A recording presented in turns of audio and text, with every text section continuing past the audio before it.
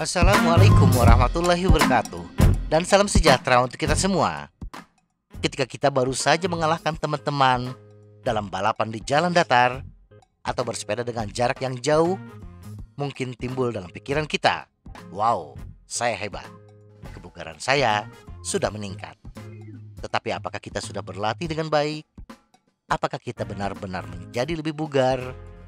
Tidak bisa kita jawab hanya dengan saya sudah bisa mengalahkan teman-teman. Capaian seperti ini terkadang bisa menjadi indikator palsu tentang kebugaran dan kesehatan tubuh kita. Itu karena perubahan kebugaran seharusnya hanya dinilai menggunakan ukuran objektif. Ukuran paling objektif adalah output daya yang berkelanjutan. Jadi bagaimana kita bisa benar-benar mengetahui jawabannya tanpa berinvestasi pada peralatan yang mahal? Sederhana, pergi dan temukan tanjakan untuk didaki. Bersepeda sekeras yang kita bisa dan atur waktu sendiri.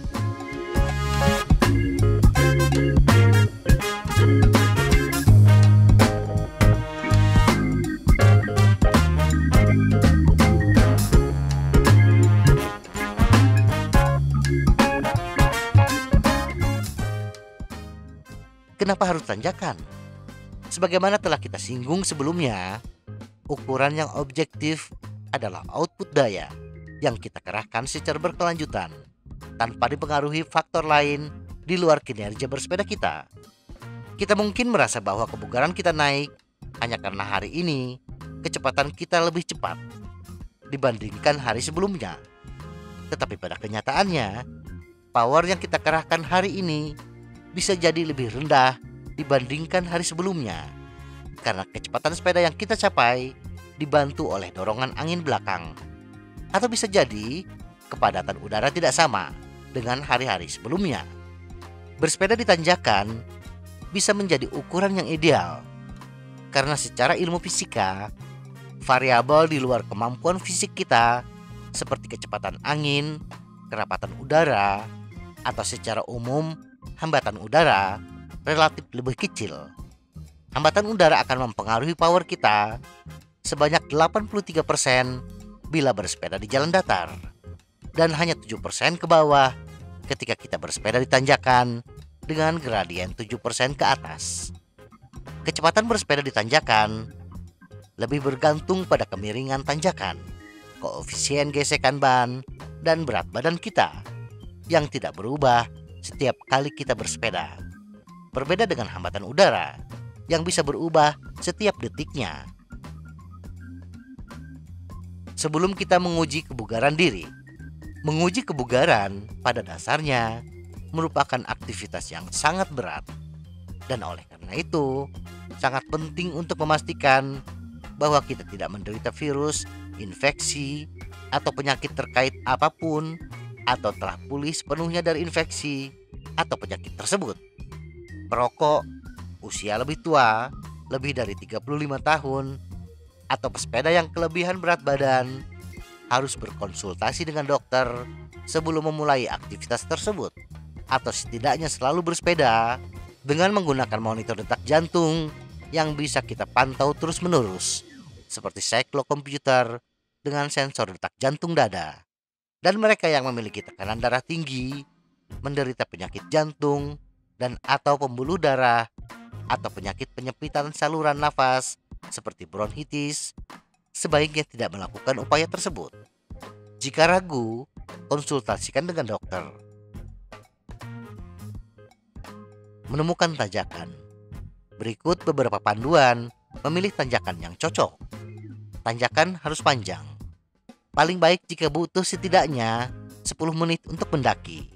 20 menit atau lebih lama akan lebih baik. Tanjakan harus cukup curam. Pilih tanjakan yang memiliki gradien setidaknya 5% dan idealnya 7 hingga 8%. Dan akan lebih baik bila tanjakan tersebut tidak turun naik secara mencolok, tetapi memiliki gradien yang konsisten.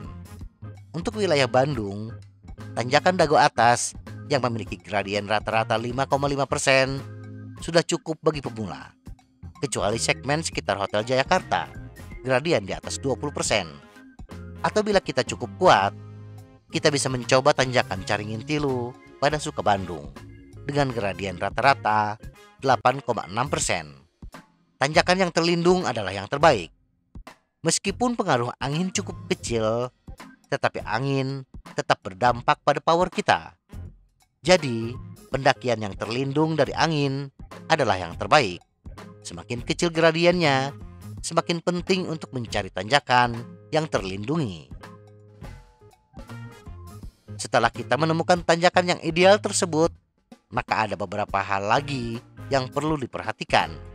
Tentukan tempat awal dan tujuan yang memiliki tanda, yang tidak mungkin diubah dalam waktu dekat. Misalnya gedung atau tiang listrik, agar pada kesempatan berikutnya kita dipastikan melakukan uji coba di tempat yang sama. Hindari hari-hari yang sangat berangin. Bagaimanapun, faktor angin akan berpengaruh, walaupun tidak terlalu besar. Tetapi melakukan uji coba di saat angin bertiup kencang bukanlah waktu yang tepat. Gunakan pengaturan sepeda yang sama setiap saat.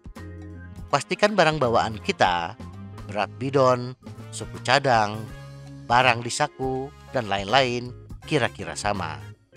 Satu-satunya elemen berat total yang harus bervariasi adalah diri kita sendiri. Dan siapkan giring sepeda kita cocok untuk pendakian. Dan sama setiap kali melakukan uji coba. Pergi sekeras yang kita bisa, tetapi jangan habis-habisan. Lakukan pemanasan yang baik sebelumnya, dan bersepedalah dengan ringan di awal. Bersepeda terlalu keras di awal pendakian membuat kita akan melambat secara drastis di tengah tanjakan. Ini tidak akan memberi kita waktu terbaik kita. Lakukan tes setelah 2 hingga 3 hari istirahat, atau setelah bersepeda santai atau pemulihan. Gunakan rutinitas yang sama di hari-hari sebelum tes setiap kali. Hasilnya adalah waktu tempuh kita ketika bersepeda di tanjakan adalah cermin langsung dari rasio kekuatan terhadap berat kita. Waktu yang lebih cepat berarti rasio yang lebih tinggi dan karenanya meningkatkan kebugaran. Setelah kita memiliki waktu tempuh dan berat badan patokan, maka kita akan tahu apakah kita benar-benar bugar ketika melakukan uji coba di lain waktu. Durasi yang lebih pendek pada berat badan yang sama, atau durasi sama tetapi berat badan turun, atau durasi dan berat badan turun adalah indikasi bahwa terjadi peningkatan kebugaran. Dengan mencatat durasi dan berat badan kita setiap saat, kita akan dapat menentukan berapa banyak peningkatan itu, karena menjadi lebih ramping atau tidak, dan seberapa banyak karena menghasilkan lebih banyak atau lebih sedikit tenaga. Yang terbaik adalah melakukan tes secara teratur. Setiap 6 hingga 8 minggu sudah cukup. Jadi, keluarlah, tetapkan waktu tolok ukur dan lihat apakah kita bisa mengalahkannya setelah satu sesi pelatihan. Kalau tidak, kita mungkin tidak benar-benar tahu bagaimana bentuk dan kebugaran kita berkembang. Semoga informasi ini bermanfaat. Tetap sehat, salam goes.